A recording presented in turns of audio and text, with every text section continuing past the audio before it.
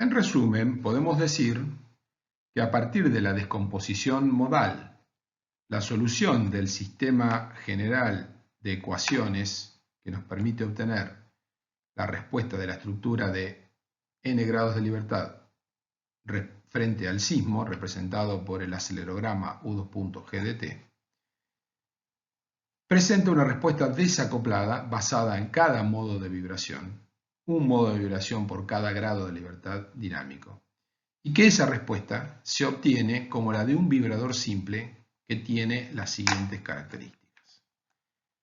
Una masa, que se llama masa modal, Mn, que es el producto de los términos del autovector o modo de vibración al cuadrado por las masas físicas. Una frecuencia circular propia del modo de vibración, que es omega n, que sale del autovalor omega n cuadrado. Y es lo mismo decir frecuencia circular o período propio. Con la frecuencia podemos calcular el período del modo de vibración. La respuesta de ese modo de vibración va a contar con un amortiguamiento zeta n. Es decir, que vamos a tener la libertad de asignar a cada modo de vibración un amortiguamiento distinto. Una libertad que en general no vamos a usar. Pero si tuviésemos que usarla, por ejemplo, en los problemas de acción sísmica en edificios normalmente se adopta el mismo amortiguamiento para todos los modos. Pero en un problema de vibración, de fundación de maquinaria vibratoria, es muy común adoptar un amortiguamiento diferente para cada modo de vibración. La rigidez de ese vibrador simple es lo que se llama rigidez modal, K mayúscula n, que es igual a la masa modal por la frecuencia circular al cuadrado. Y la acción sísmica que corresponde, entre comillas, a ese vibrador simple del modo enésimo es la aceleración del terreno multiplicada por un factor que la modifica, que es Ln sobre Mn. Siendo Ln el producto de los términos del autovector sin elevar al cuadrado por las masas reales, que tiene, por supuesto, unidades de masa igual que la masa modal.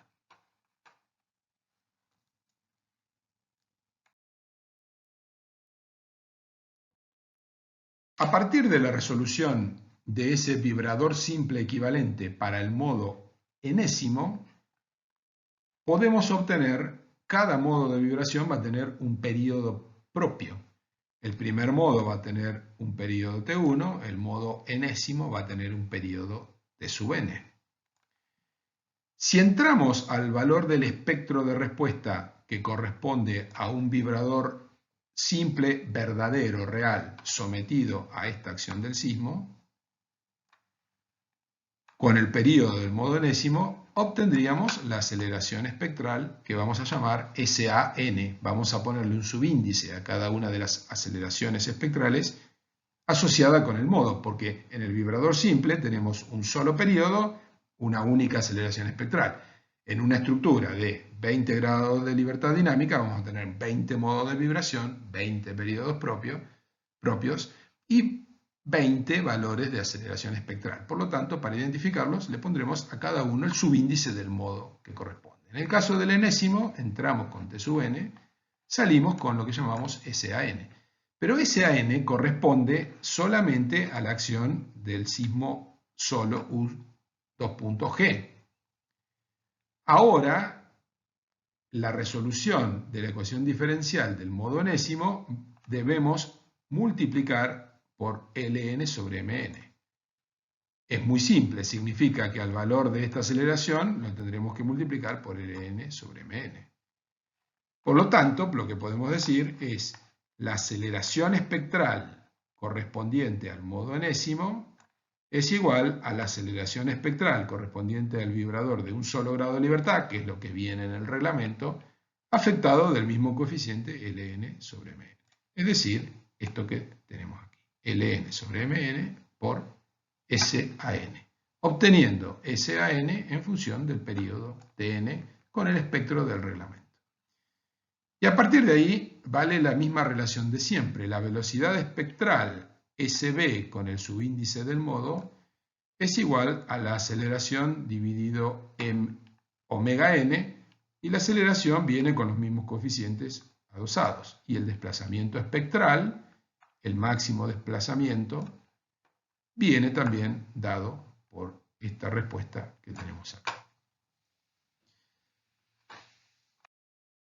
Si recordamos el hecho de que lo que estamos resolviendo con las ecuaciones diferenciales desacopladas para cada modo de vibración son en realidad los valores I, y que en realidad el vector de desplazamientos U era igual al producto de los autovectores por los I de t,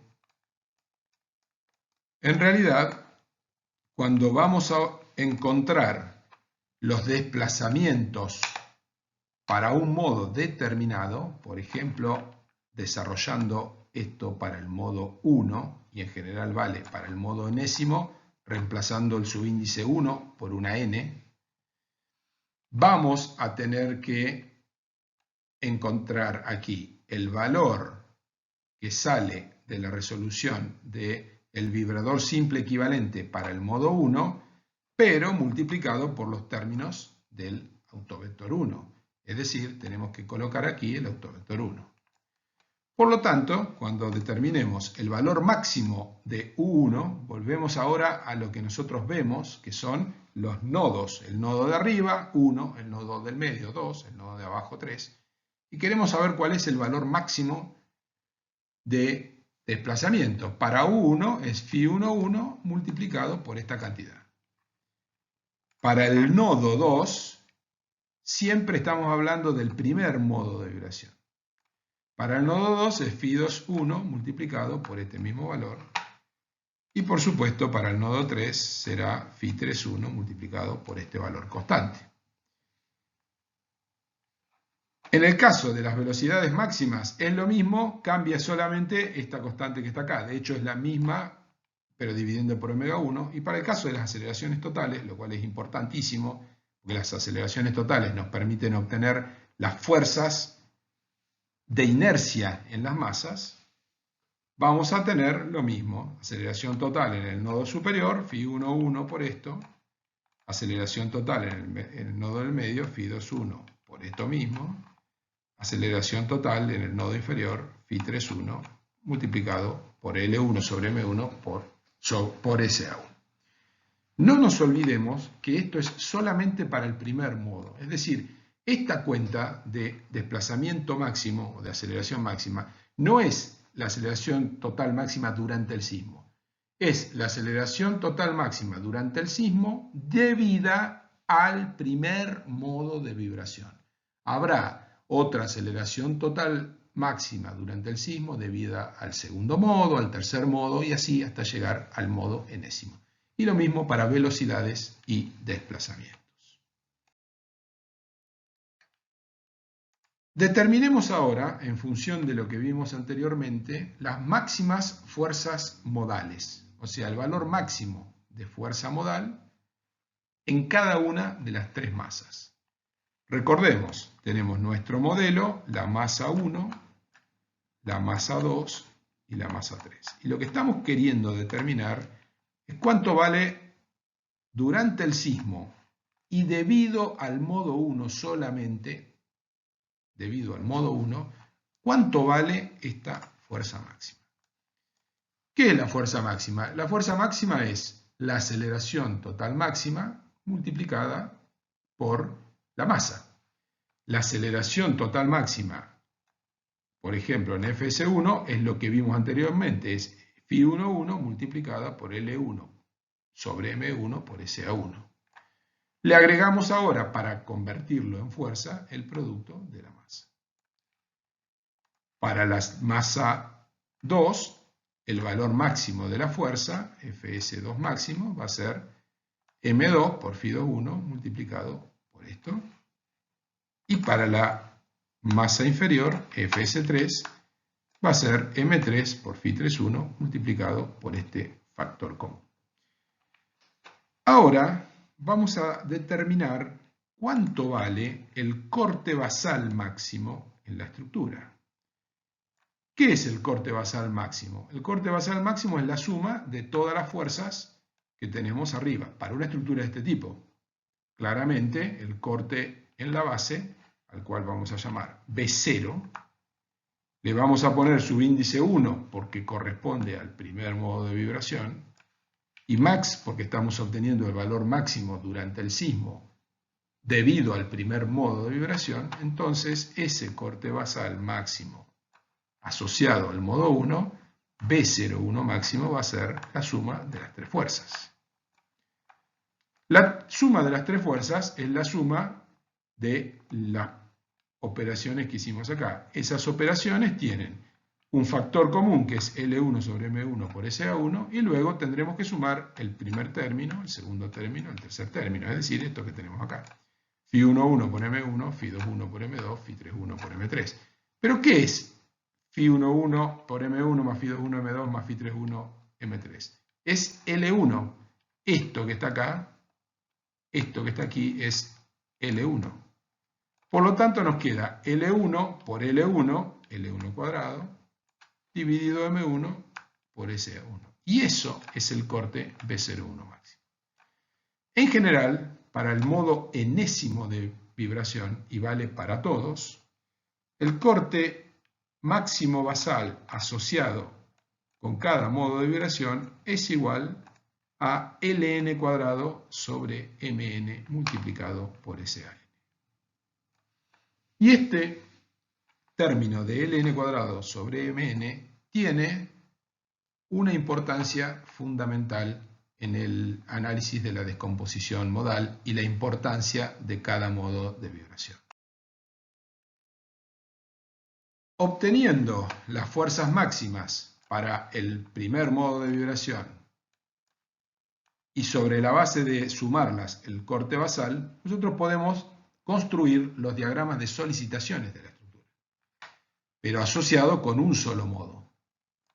Vamos a obtener el diagrama de Q1, el diagrama de M1. Vamos a obtener valores máximos con los que podríamos chequear la resistencia de la estructura. Pero cuidado, esto no es el total, esto es solo lo que aporta el modo 1. Después habrá otro diagrama para el modo 2, otro para el modo 3, otro para el modo 4.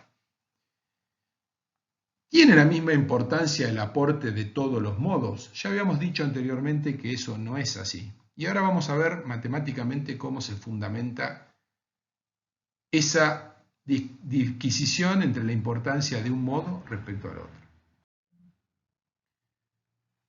Volvamos al concepto que habíamos visto anteriormente, según el cual el B0 del modo enésimo era igual a el L de ese modo elevado al cuadrado dividido el M de ese modo multiplicado por la aceleración espectral del mismo modo de vibración.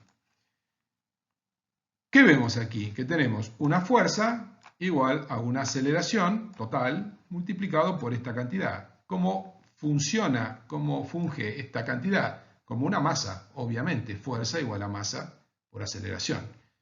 Como una masa asociada al corte basal debido al modo enésimo. Por lo tanto, a esta cantidad que está acá se la denomina masa modal efectiva. La masa modal es Mn, pero la masa modal efectiva es Ln cuadrado sobre Mn, porque es la que provoca efectos en términos de fuerzas de corte basal. Se puede demostrar que si nosotros sumamos, por ejemplo, para este ejemplo de 3 grados de libertad, las tres masas modales efectivas del primer modo, del segundo modo y del tercer modo, suman exactamente igual a la suma de las masas que actúan en los nodos, o sea, la masa total de la estructura. Tiene sentido a la luz de lo que venimos repitiendo desde hace bastante. Lo que hemos hecho es pasar del sistema basado en grados de libertad asociados a desplazamientos de los nodos al otro sistema basado en los modos de vibración. Y tiene sentido que la suma de masas modales efectivas del sistema basado en modos de vibración sea igual a la suma de las masas del sistema basado en desplazamientos nodales. Obviamente podemos interpretar a las masas M1, M2 y M3 como masas efectivas, porque toda la masa que hay en el nodo 1, el nodo 2 y el nodo 3. Pero surge aquí una diferencia fundamental. Los dos términos, el lado izquierdo y el lado derecho de la igualdad, suman lo mismo, pero están compuestos de n términos. Del lado derecho de la igualdad, donde están las masas reales, las físicas, en general, todos los términos que suman tienen más o menos el mismo valor. Supónganse que en este ejemplo con 3 masas, cada una representa un piso de un edificio. Obviamente las masas totales de cada piso van a ser muy iguales. Imaginémonos que tenemos una masa total de 300 kN segundo cuadrado sobre metro. Tranquilamente podría ser M1 100, M2 100, M3 100. Si nos planteáramos que debemos despreciar alguna de esas masas, en realidad no podríamos despreciar ninguna, porque son todas igual de importantes, todas valen lo mismo. Cuando vamos al lado izquierdo de la ecuación, nos encontramos con que los tres términos suman lo mismo que el lado derecho, pero cada término no es igual a los otros, sino que hay términos mucho más importantes que los demás.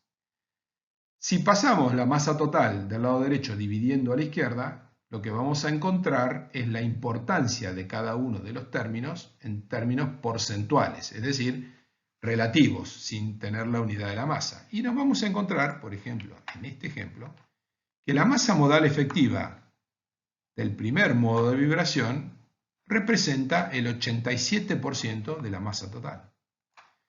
Que la masa modal efectiva del segundo modo de vibración representa el 9% de la masa total y que la masa total efectiva del tercer modo de vibración representa solamente el 4% de la masa total. Es decir, que de un lado, del lado derecho, tenemos la suma del 33,3% más el 33,3% más el 33,3% y son todas igual de importantes. Pero del lado izquierdo tenemos la suma del 87 más el 9 más el 4. No son todos igual de importantes. La masa modal efectiva que aporta el primer modo de vibración es muchísimo más importante que las otras dos. Y si nos dijeran que tenemos que dejar de lado alguna de esas masas modales efectivas, no tendríamos ningún problema en tomar esa decisión. Diríamos, dejemos de lado la del tercer modo de vibración, porque aporta solamente el 4% de la masa modal efectiva al total de la masa de la estructura. Esto, cuando tenemos un sistema de 3 grados de libertad, no es necesario. ¿Por qué habríamos de despreciar en un sistema tan simple un modo de vibración? Cuando tenemos un sistema de 30.000 grados de libertad dinámica, tenemos 30.000 modos de vibración y solamente el problema de calcular los autovectores y autovalores llevaría probablemente más de un día de tiempo. En ese entorno, en ese escenario, decidir cuáles son los modos que realmente importan es fundamental, porque de esos 30.000 grados de libertad probablemente hay solamente 200 modos de vibración a los que, si le sumamos la masa modal efectiva, llegamos a cubrir el 95% de la masa total de la estructura. Eso es típico de la descomposición modal. Un pequeño porcentaje de los modos de vibración, pequeño en referencia al total, representa un gran porcentaje de la masa de la estructura. No ocurre que el modo 1 siempre es más significativo que el 2 y el 2 que el 3. Eso es así por el tipo de estructura, tipo ménsula, que hemos elegido. En una estructura tridimensional no es de esa manera, sino que el modo 1 puede tener poca participación, el modo 2 puede tener mayor participación. Pero la solución de los autovalores y autovectores, es decir, el modo en que salen ordenados los modos de vibración en el programa de cálculo, siempre es de periodo mayor a periodo menor. Por lo tanto, lo que hay que hacer, y eso se verá en el trabajo práctico 1 y está en el tutorial de SAP, lo que hay que hacer es evaluar cuántos modos de vibración son necesarios para llegar a, por ejemplo, el 95% de la masa total en términos de la suma de las masas modales efectivas. Y esta es, como dijimos, la otra gran ventaja de la descomposición modal. Si nosotros tenemos 10.000 grados de libertad reales en términos de desplazamiento de los nodos, no podemos despreciar ninguno, son todos igual de importantes. Pero cuando pasamos de ese sistema al sistema de modos de vibración, encontramos que podemos dejar de lado una enorme cantidad de modos de vibración porque no contribuyen con la misma importancia que otra cantidad menor a la respuesta de la estructura. Todo lo que vimos anteriormente corresponde, en términos de valores de fuerzas máximas, velocidades máximas o desplazamientos máximos, corresponde siempre a una determinación independiente por cada modo de vibración.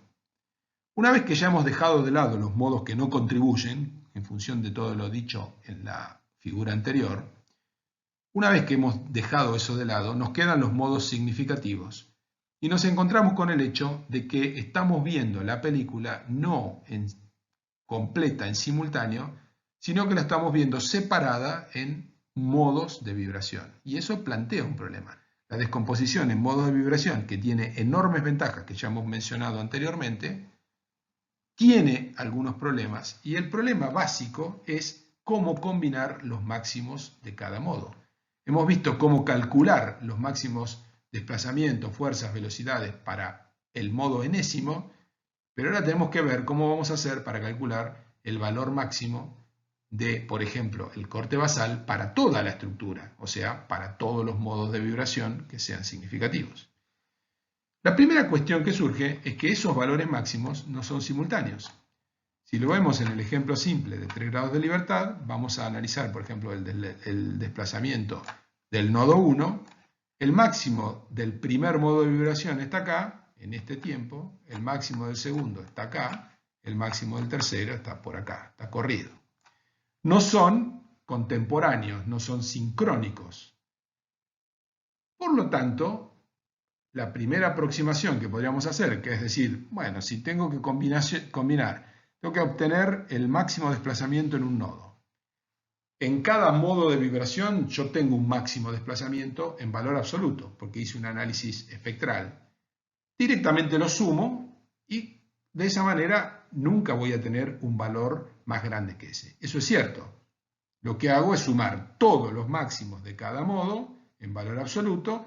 Obviamente corresponde a suponer que los 3 puntos rojos están siempre todos para el mismo lado en signo positivo o en signo negativo y que ocurren en el mismo instante de tiempo. No va a pasar nada peor que eso, pero en realidad eso no es así generalmente. Y sería una evaluación un poco conservadora. ¿Se puede hacer? Por supuesto que se puede hacer.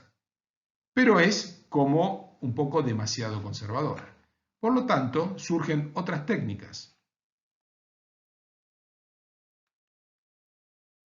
Una de las técnicas históricamente más utilizada es la de la raíz cuadrada de la suma de los cuadrados. Por ejemplo, si estamos calculando el corte máximo, sumamos el corte basal del primer modo al cuadrado, más el corte basal del segundo modo al cuadrado, más el corte basal del tercero al cuadrado, y a todo eso les calculamos la raíz cuadrada. Si tenemos 20 modos significativos, tendremos la suma de 20 cuadrados, le calcularemos la raíz cuadrada. Esta regla de combinación, que es la raíz cuadrada de la suma de los cuadrados, funciona bien cuando los modos de vibración que estamos considerando acá tienen periodos que difieren en más de 20 o 30%. Es decir, si nosotros tomamos 2 modos consecutivos, tienen que estar bien separados en términos de periodo propio. De lo contrario, no da resultados adecuados. En caso de que tengamos muchos modos de vibración muy cercanos y significativos, hay que usar otras reglas de combinación, como por ejemplo la combinación cuadrática, que está basada en técnicas estadísticas de calcular correlación entre modos de vibración que están muy cercanos en términos de periodos. Esto se puede calcular a mano, esto no se puede calcular a mano y lo tiene que hacer el programa. Aquí es muy importante tener en cuenta esto, porque los programas de cálculo, cuando hacen el análisis modal espectral, en general toman por defecto una combinación, pero nos permiten cambiarla. Algunos programas como el SAP 2000 ya vienen con esta combinación por defecto. Hace muchos años venían con la otra por defecto, ahora ya la cambiaron a esta porque es mejor. Pero otros programas pueden venir todavía con esta por defecto. Y si tienen la CQC disponible, uno tiene que venir a la casillita que dice CQC, destildar la de esta otra que se suele llamar SRSS, destildar esta casilla y tildar la casilla de CQC. Con todo lo visto anteriormente, hemos cerrado el capítulo de análisis dinámico de la respuesta dinámica de una estructura de varios grados de libertad dinámica frente a la acción del sismo. Recordemos el modo en que analizamos el tema cuando comenzamos con el vibrador simple.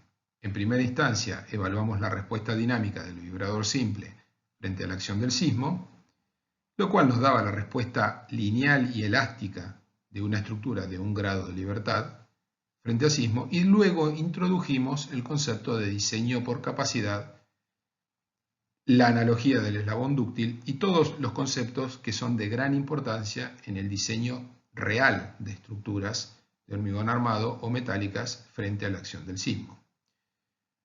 Posteriormente, y es lo que terminamos hace un instante, hicimos el análisis de la respuesta lineal elástica de estructuras de varios grados de libertad frente a la acción del sismo. Pero lo que obtuvimos con estos valores y cuando determinamos suma de máximos por modo, combinación media cuadrática y demás, siempre se trató de una respuesta lineal y elástica. Ahora debemos seguir con el paso siguiente, que es introducir el concepto de diseño por capacidad en estructuras de varios grados de libertad dinámica. Estructuras de varios grados de libertad dinámica pueden tener diferentes tipologías. Pueden ser pórticos, pueden ser tabiques, pueden ser estructuras trianguladas cuando se trata de estructuras de acero. Y hay una gran cantidad de tipologías estructurales, que el análisis detallado de cada una de ellas excede el alcance de este curso. Nos vamos a concentrar a efectos de evaluar los conceptos de diseño por capacidad en estructuras reales en la tipología de los pórticos, porque aparte son los que tienen mayor contenido conceptual. Por lo tanto, vamos a analizar ahora el diseño por capacidad en pórticos que pueden ser de hormigón armado o pueden ser de acero. Los requisitos generales son: en primer lugar, hay que definir un mecanismo de colapso del pórtico, en el que deben estar perfectamente diferenciadas las zonas que tendrán un comportamiento plástico severo. Es decir, el eslabón dúctil en la analogía que vimos anteriormente. Estas zonas se tienen que diseñar y construir para que tengan ductilidad. El concepto es básicamente el mismo. Que puedan disipar energía plásticamente y que no pierdan la integridad. B. El resto de las zonas de la estructura, es decir, en la analogía, los eslabones frágiles, deben tener resistencia adecuada para mantener un comportamiento elástico. La resistencia de diseño de estas zonas se calculan a partir de la capacidad de las rótulas plásticas. Es como decir, y lo vimos en la analogía, la resistencia del eslabón frágil se tiene que calcular en función de la resistencia del eslabón dúctil. Y de hecho vamos a pedir que ese diseño incluya una sobreresistencia. Las zonas fuera de las rótulas plásticas se calculan a partir del equilibrio definido por los momentos plásticos con la adición de factores de sobreresistencia. Claro, en la analogía del eslabón dúctil de la cadena, la solicitación, o sea, la resolución estructural era muy simple. Todos los eslabones tienen el mismo esfuerzo de tracción. Por lo tanto, es muy fácil de evaluar que si el eslabón dúctil se calcula con una capacidad de 100 kN, como dijimos en el ejemplo, habíamos pedido que el eslabón frágil se calcule con una capacidad de 200 kN, con sobreresistencia, para asegurarse de que la variación estadística en más o en menos de la capacidad del eslabón dúctil, si lo llevaba para arriba, no se combinara con la capacidad menor estadísticamente evaluada del eslabón frágil y resultara que se rompe primero el eslabón frágil. Acá lo que estamos diciendo es, nosotros no queremos que se rompa una zona del pórtico que está fuera de las rótulas plásticas. ¿Cuáles son las condiciones que tiene que cumplir el mecanismo? En realidad son las condiciones de cualquier mecanismo. En estructuras 3 se estudiaron plásticamente estructuras de tipo pórtico y se vio que la resolución consistía sencillamente en ir agregando rótulas plásticas hasta que la estructura se convertía en un mecanismo cinemático. Admisible significa que puede moverse cinemáticamente. La disipación de energía se tiene que producir por deformaciones anelásticas asociadas con la flexión en zonas bien definidas, que son las rótulas plásticas. Y, en general, hay que evitar la formación de rótulas plásticas en columnas. Lo que pasa es que hay rótulas plásticas que inevitablemente tienen que estar en columnas para cumplir con la primera condición, que tiene que ser un mecanismo cinemáticamente admisible. Si nosotros tenemos este pórtico, vamos a tratar de poner la mayor cantidad de rótulas plásticas en los extremos de las vigas y vamos a poner la menor cantidad mínima necesaria en las columnas. Y en este caso, la configuración es la que vemos acá.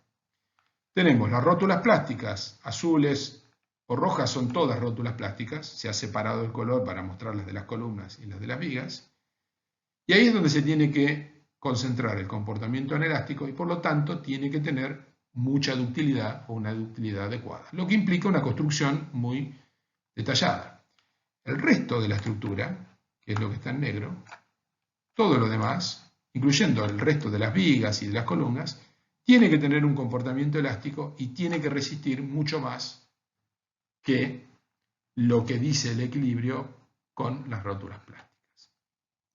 Este mecanismo de colapso que estamos viendo acá se denomina mecanismo de viga débil, columna fuerte. ¿Por qué? Porque sacando estas rótulas de abajo, que son indispensables, el resto de las rótulas está en la viga. Es como decir, la viga es más débil y forma la rótula plástica antes que la columna. Si evaluamos esta estructura en términos de que tenemos fuerzas máximas equivalentes por sismo F1, F2 y F3, y vemos en un mecanismo cinemático, imponemos un desplazamiento unitario arriba y vemos el ángulo de giro θ, ese ángulo de giro θ que medimos acá es el mismo ángulo de giro θ que tenemos aquí en las rótulas plásticas, es decir, es la demanda de ductilidad de las rótulas plásticas, de todas las rótulas plásticas, tanto de la viga como de la columna. Ese valor de θ, en este caso, es igual a 1 sobre la altura total del edificio. Y guardemos eso en la memoria. Si en lugar de considerar o de postular este mecanismo de colapso, porque el proyectista de la estructura postula el mecanismo de colapso, hay infinitos mecanismos cinemáticos posibles para este pórtico y nosotros postulamos el que vamos a utilizar como mecanismo de colapso para resistir la acción sísmica. Esto es un punto muy importante. Tenemos que elegir un buen mecanismo de colapso. Este que estamos mostrando aquí, el que tiene el concepto de viga débil, columna fuerte, es un buen mecanismo de colapso. Veamos ahora un mal mecanismo de colapso. Si adoptamos este tipo de mecanismo que se llama de piso blando, lo que estamos haciendo es concentrar las rótulas plásticas, primero, en columnas y segundo, en una parte pequeña de la estructura. Obsérvese que acá, en toda esta altura del edificio, lo que está fuera del primer piso, de la primera planta, no hay rótulas plásticas. Eso marca ya que es una mala concepción. ¿Por qué? Porque si el concepto es que vamos a disipar energía, que no es un concepto totalmente correcto, pero que sirve para entender la situación. Si queremos disipar energía que el sismo inyecta en la estructura, tendremos que tener la mayor cantidad de rótulas plásticas en elementos donde podamos darle adecuada ductilidad. Y sobre todo en el caso del hormigón armado, le podemos dar adecuada ductilidad cuando tenemos flexión simple. Por eso ponemos las rótulas en los extremos de las columnas. En este mecanismo tenemos pocas rótulas plásticas y además están todas en las columnas, donde hay grandes compresiones y es difícil proveer ductilidad a una sección que tiene flexión más compresión. Pero además tenemos otro factor, y es el hecho que tenemos que ver esas rótulas plásticas que tenemos acá, que son pocas y que son difíciles de darles ductilidad porque tienen compresión, ¿qué demanda en términos de demanda de ductilidad? ¿Cuál es el giro que deben absorber? Este θ que tenemos acá, que es el θ2, es igual a 1 dividido sobre la altura de un solo piso. Si los tres pisos aquí son iguales, o sea, si suponemos, lo cual tiene bastante sentido, que H1 igual a H2 igual a H3, H total va a ser igual a 3 veces cualquiera de los niveles y por lo tanto esto va a ser igual a 3 veces 1 sobre H total. Y 1 sobre H total era la demanda de ductilidad del otro mecanismo de colapso. Es decir, este mecanismo de colapso de tipo piso blando tiene menos rótulas y además la demanda de ductilidad es 3 veces mayor. Por eso este mecanismo es mucho peor que el mecanismo anterior. En esta fotografía, que corresponde a un ensayo, se ve el mecanismo de colapso de tipo piso blando y aparece otra cuestión, que es el hecho de que las deformaciones inducen en el pie de esta columna, debido a toda esta carga muy grande que viene por la columna superiormente, un momento de segundo orden muy grande que en definitiva puede hacer que este piso que está acá termine colapsándose sobre la planta baja. Y este tipo de mecanismo de colapso ocurrió en el sismo de Ciudad de México, aplastando muchísimos bienes. En muchos edificios que tenían cocheras en el primer nivel, aplastó todos los coches, mató mucha gente y por lo tanto, a partir de ahí, este mecanismo de tipo piso blando quedó absolutamente prohibido para ser adoptado como mecanismo de colapso en el diseño por capacidad de pórtico. Veamos ahora el otro concepto, que es el hecho de que fuera de las rótulas plásticas necesitamos sobreresistencia. Analicemos en el pórtico típico que habíamos visto,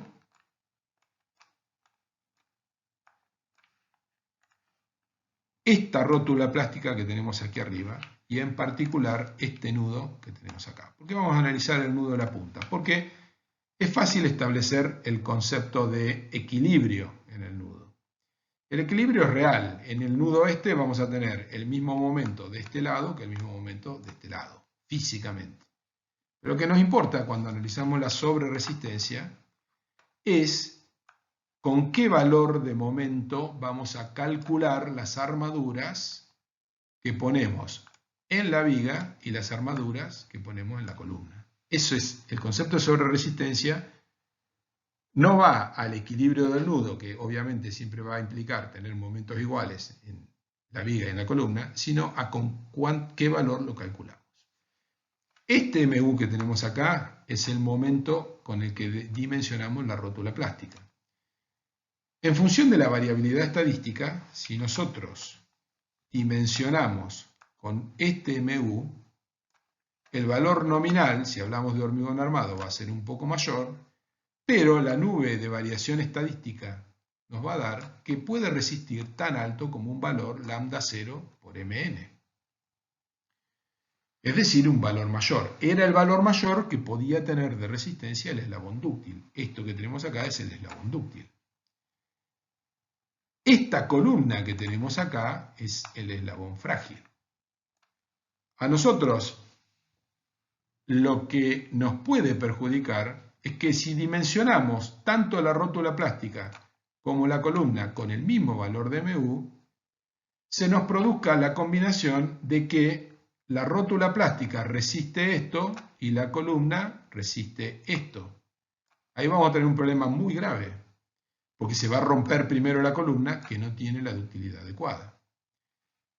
Por lo tanto, lo que tenemos que hacer es a la columna calcularla con un valor de omega multiplicado por mu. Ese omega es el factor de sobreresistencia de que estamos hablando. Cuando lo multiplicamos, lo calculamos con un valor de omega por mu, la nube de valores posibles de la columna, en lugar de coincidir con la de la viga, se viene por acá arriba.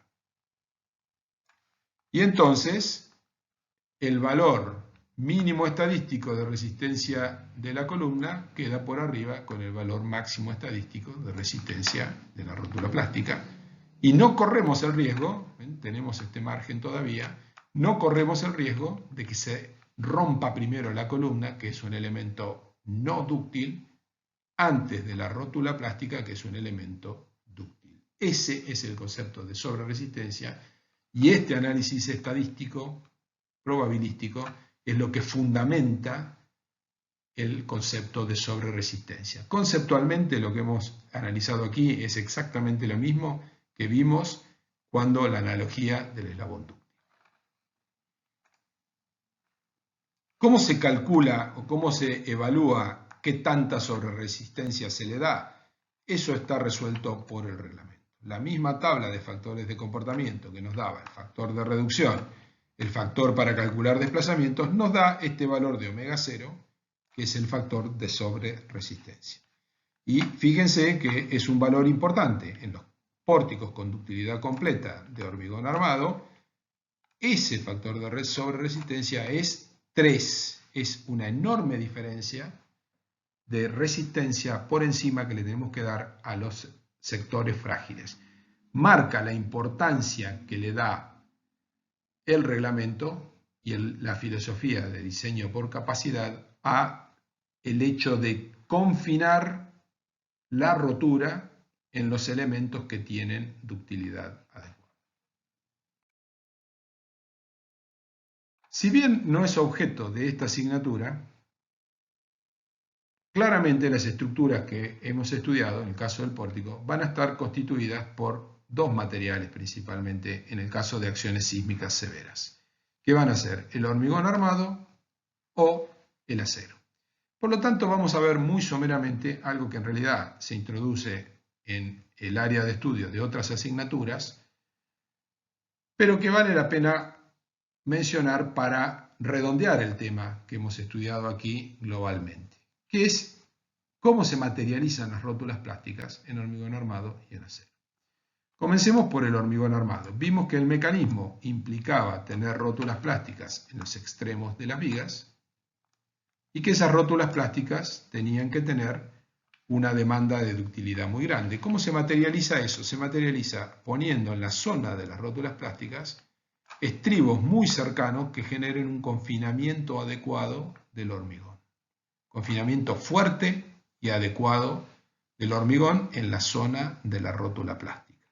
Y además, las barras que tenemos aquí, estas barras, van a ser solicitadas alternativamente a momentos positivos o negativos, porque el efecto más importante de la rótula plástica es que en un momento el pórtico se mueve así, en otro momento el pórtico se mueve así. Por lo tanto, se invierten los momentos en la zona de rótula plástica de signo positivo a signo negativo. Las barras de arriba y las de abajo son todas necesarias y nunca pueden tener empalmes en la zona de rótula plástica. Si tiene que tener empalmes, tiene que estar fuera de la zona de rótula plástica. Es decir, por ejemplo, podríamos hacer los empalmes en esta zona.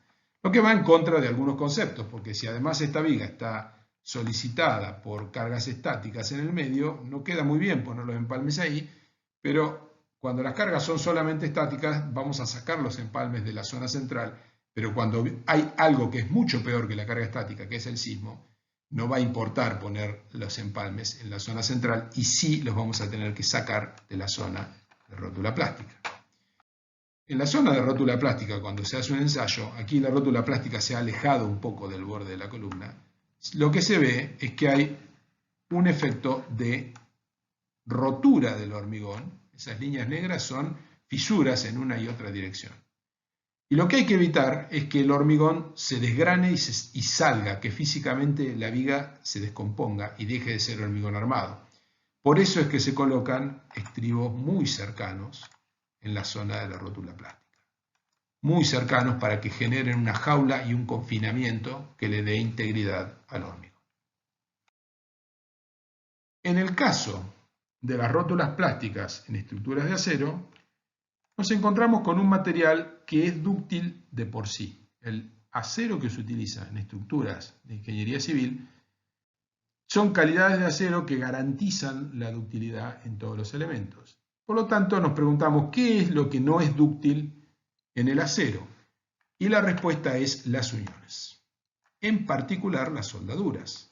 Las soldaduras que hacemos en las estructuras de acero no tienen de ninguna manera la misma ductilidad que tiene el acero limpio, puro, de los perfiles laminados. Por lo tanto, en una estructura de acero, la primera regla es alejar la rótula plástica de la unión, es decir, alejar la rótula plástica de la unión que tenemos acá. En el 3D debemos poner la rótula plástica aquí. ¿Cómo generamos la rótula plástica en una estructura de acero que tiene la misma resistencia? En el hormigón lo manejamos poniendo más o menos cantidad de acero. En un perfil doble T de acero es difícil, todo el perfil doble T tiene la misma capacidad plástica. A veces lo que se hace es, de manera ingeniosa, reducir el ancho de las alas, recordando que la capacidad a flexión de un perfil doble T está dado fundamentalmente por las alas, y se hace una reducción, como se ve aquí, un angostamiento, con radios adecuados para que no haya concentraciones de tensiones, y se garantiza entonces que la rótula plástica se produce en esta sección. Y luego, toda la sección de la unión tendrá que tener una sobreresistencia de 2,5, 3 veces respecto a la capacidad de la rótula plástica. En estructuras metálicas, además, donde las uniones se pueden diseñar con geometrías y diseños diferentes, la unión en la estructura de hormigón es continuidad de las barras de la viga dentro de la columna, no hay mucha variación, mucha alternativa en eso, pero en estructuras metálicas hay muchas maneras de hacer uniones a momento. Por ejemplo, aquí tenemos este tipo de unión que está acá, pero también podríamos ponerle unas cartelas. Hay muchas formas de resolver esa unión, y cuando estamos hablando de acción del sismo, para evitar que funcionen mal, existen lo que se llaman uniones precalificadas, que son geometrías y reglas de cálculo de la unión absolutamente determinadas, constreñidas, porque se han ensayado y se sabe que funcionan bien y tienen la sobreresistencia adecuada. Entonces, en estructuras metálicas, en acción del sismo, las uniones en general tienen que ser de ese tipo, uniones precalificadas. No nos tenemos que poner a inventar uniones, sino que tenemos que usar los diseños que sabemos que funcionan perfectamente bien. Todo lo visto anteriormente constituía una estrategia de protección contra la acción del sismo basada en lo que estudiamos como el diseño por capacidad y basada en el comportamiento plástico acompañado de ductilidad suficiente en función de los materiales que teníamos, que sintetizamos finalmente con estos pequeños ejemplos que vimos de cómo se constituyen las rótulas plásticas en estructuras de hormigón y estructuras de acero. ¿Qué ventaja tiene esta estrategia de afrontar la acción del sismo? Que está basada en los mismos materiales de construcción que utilizamos para acciones estáticas y que tienen una durabilidad totalmente similar al resto de la estructura. Y sabemos perfectamente que el hormigón armado, adecuadamente construido y mantenido, lo mismo que las estructuras metálicas, cumplen perfectamente con la vida útil mínima de un edificio, que es de 50 años, y que superan inclusive esa vida útil cuando han sido bien construidos y están bien mantenidos. Existen otras estrategias de aislación sísmica que están basadas en mecanismos de tipo mecánico con el compromiso de materiales que no son ni hormigón armado ni acero, sino que son, por ejemplo, materiales sintéticos. Son muy exitosas, pero tienen la dificultad que se basan completamente en el comportamiento de un material del cual no sabemos si va a tener una durabilidad de 50 o más años o si eventualmente, aunque dure, va a mantener el comportamiento que le permite generar la aislación sísmica. Sin embargo, vale la pena mencionar algunas de esas estrategias. Hay muchas, algunas están basadas en la colocación de amortiguadores en un edificio, que es como colocar amortiguadores como le colocamos amortiguadores al coche, con la diferencia que en el coche vamos y se los cambiamos cada 2 años, a cada 3 años y no tenemos ningún problema, porque cambiar los amortiguadores del auto no es algo demasiado complicado. Si nosotros colocamos amortiguadores de gran magnitud en un edificio, no es tan fácil hacer esos reemplazos. Otra estrategia se denomina aislación sísmica. Vamos a ver un poco más en detalle esa estrategia, no la de los amortiguadores, sino la de la aislación sísmica. Consideremos que tenemos este edificio empotrado en el suelo y que tiene un periodo propio de respuesta T1, sometido a un sismo que está caracterizado por el espectro que vemos aquí. Entramos con T1, lo más probable es que si el edificio es de altura normal, 8, 10, 12 pisos, vamos a caer en el plafón del espectro y vamos a obtener una respuesta espectral SA1 que es la máxima posible. Habíamos visto que hacer estructuras muy flexibles no tenía la ventaja de que nos llevaba a la rama descendente del espectro, pero que generaba deformaciones muy grandes.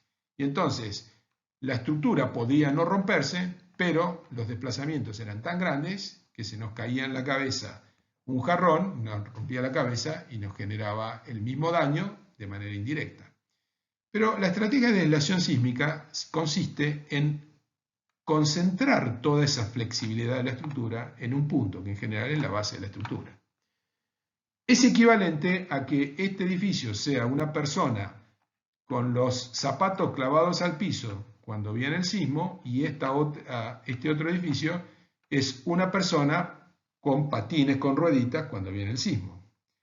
La persona de la izquierda va a absorber todas las fuerzas del sismo y va a tener esta aceleración. La persona de la derecha va a estar aislado porque va a rodar sobre el suelo que se está moviendo y va a tener esfuerzos muy chicos.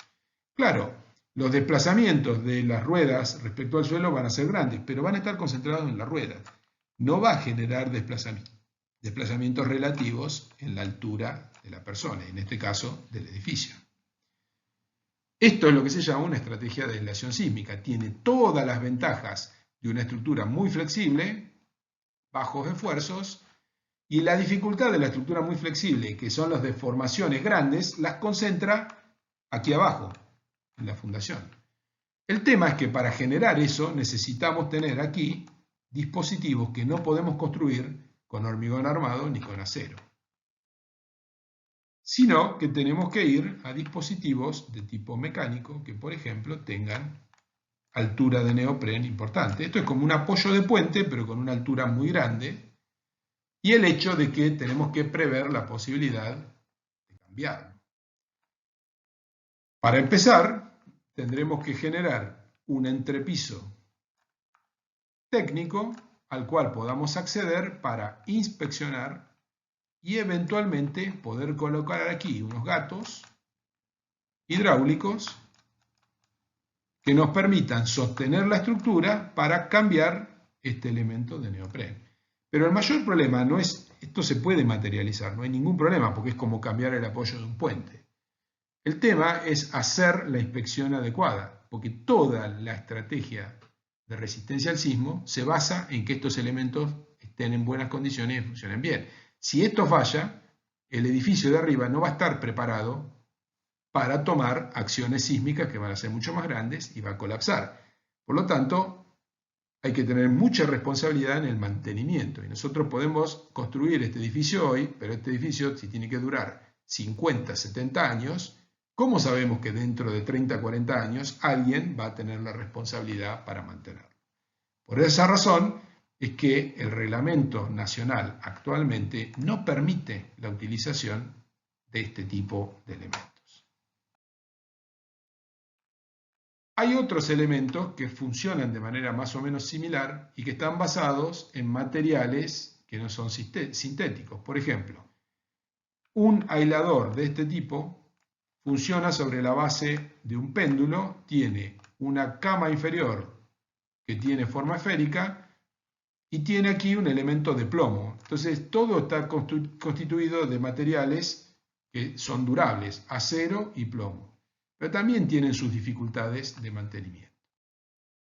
Lo que no se puede negar es que la estrategia de aislación sísmica, en términos de resultados, no de durabilidad, sino en términos de resultados, cuando se lo analiza estructuralmente, funciona perfectamente bien.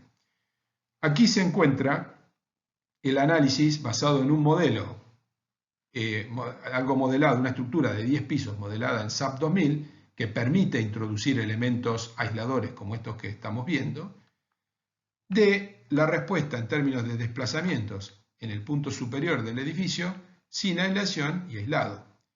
Y vemos dos efectos que son muy importantes. Primero, que hay una reducción muy grande de los desplazamientos.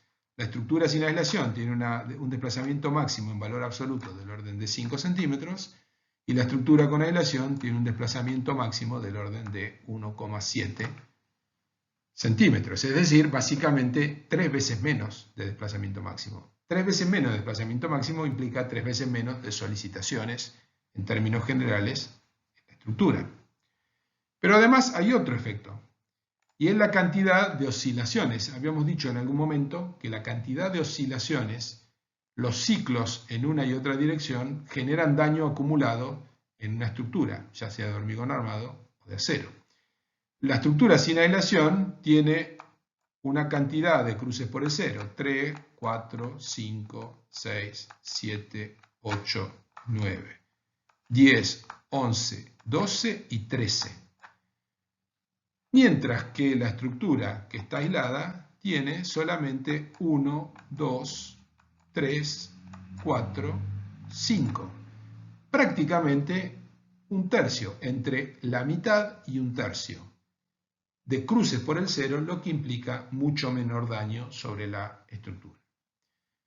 Como resumen de esta pequeña aproximación a una estrategia no basada en el diseño por capacidad, sino basada en la aislación sísmica de base, el problema de la misma no se basa en la respuesta estructural. La respuesta estructural la muestra como sumamente exitosa, sino, como dijimos anteriormente, en que hay que garantizar la durabilidad y la funcionalidad de elementos que están construidos de materiales sintéticos a lo largo de la vida útil de toda la estructura.